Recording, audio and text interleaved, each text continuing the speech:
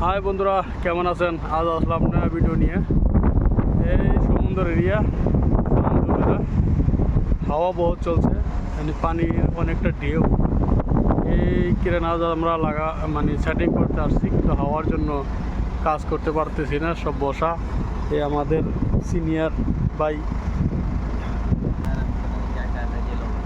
আমাদের পুরা টিম সামনে আছে।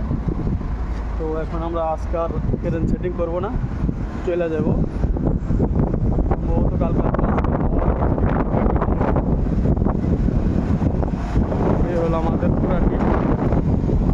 আমাদের পুরা টিম চলে যাব আমরা আজকে ওয়ার্কশপে এখন।